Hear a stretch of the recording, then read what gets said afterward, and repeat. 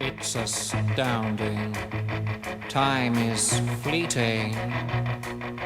Madness takes its toll.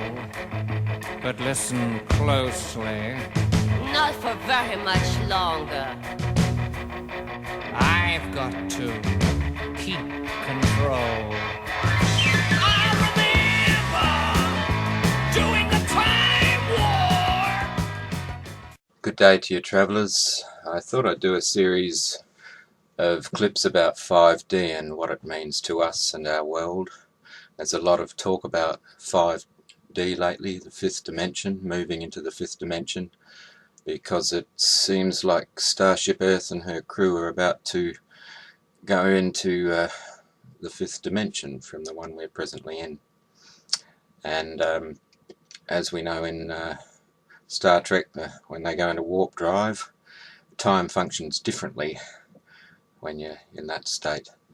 There's a lot of confusion evident about dimensions. When you look around the internet, people talking about the move into 5D.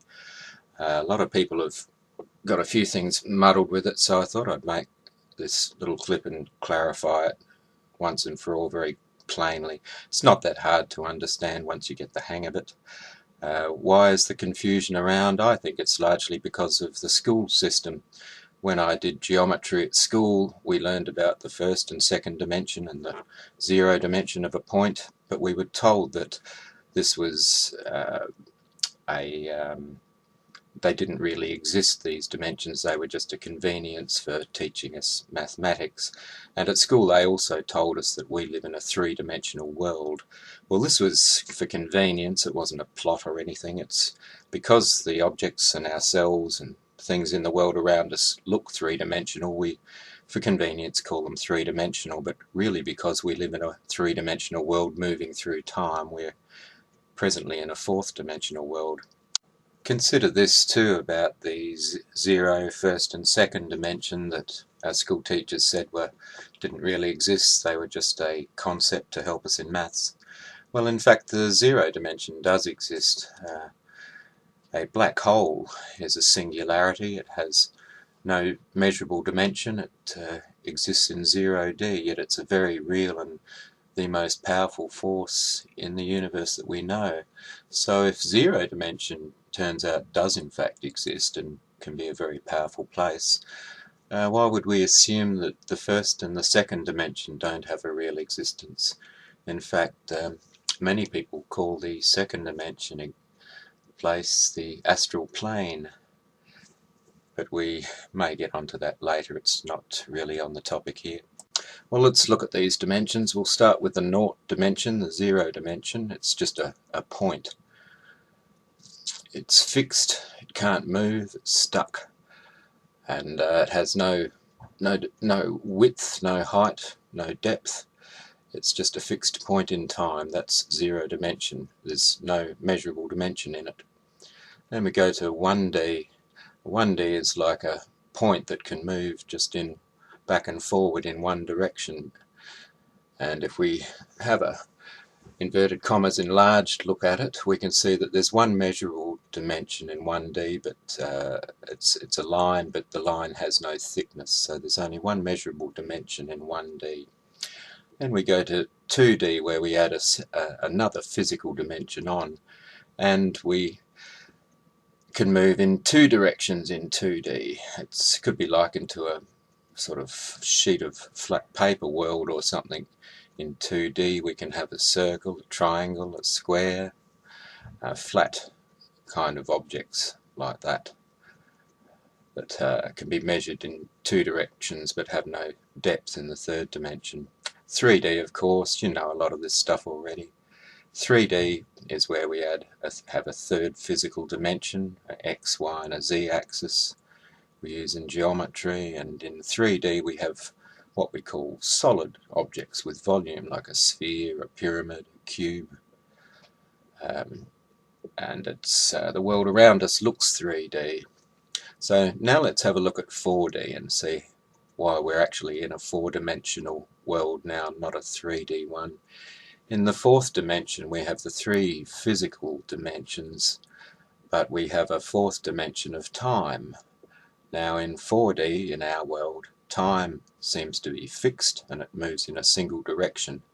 It's locked in, that we can't go backwards in time or forwards in time, sideways in time. We can't speed time up or slow it down generally, except in a few atom splitting machines perhaps. But as far as our world goes that we exist in, time is a fixed quantity that we just have to deal with the best way we can. And in 5D, this is where the difference comes. If you look at the timeline down there in the 4D diagram, time is fixed. Whereas in 5D, time gets an extra dimension added onto it. So now we've got 3 physical dimensions and 2 time dimensions. And whereas time's fixed in 4D and 5D, we can move back and forward in time. Can go back to the past, into the future, or anywhere in between. And that is what 5D implies. Now, let's have a look at a comparison of 0D to 1D. Just as in 0D, space is fixed and stuck, immovable in a sense, and compared to 1D, where suddenly you've got movement, a dimension of movement you don't have in 0D. And likewise, from 4D to 5D, it's a similar thing. In 4D we're stuck in time, but in 5D we'll be able to move back and forward through time just as easily as we can move back and forward through a room in 4D. The following videos I'll talk some more about how it's going to feel as we approach 5D. Things are going to change inside us and around us, but the good news is, don't panic. You're not going mad. Everything's going to be fine.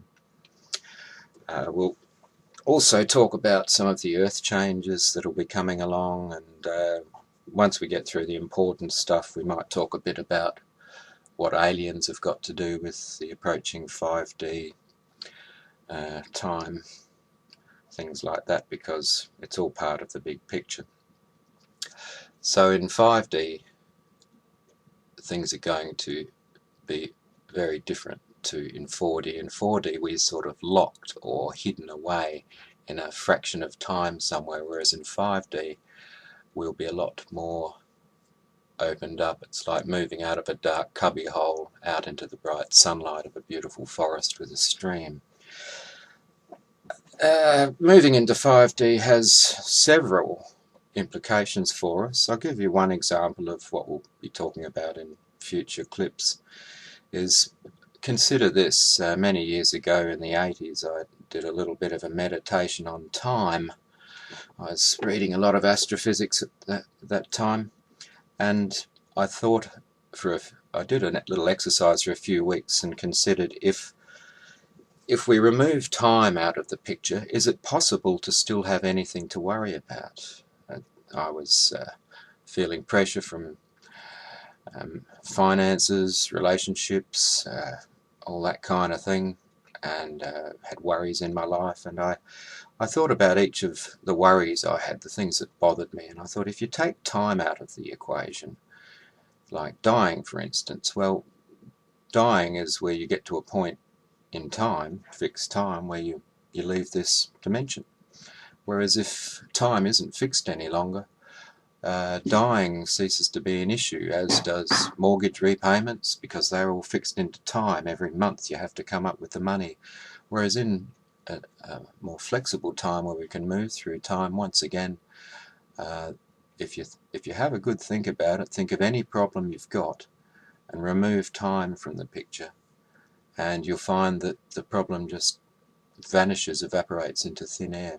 So 5D will be a much happier place to live in than 4D has been, and I'm looking forward to it.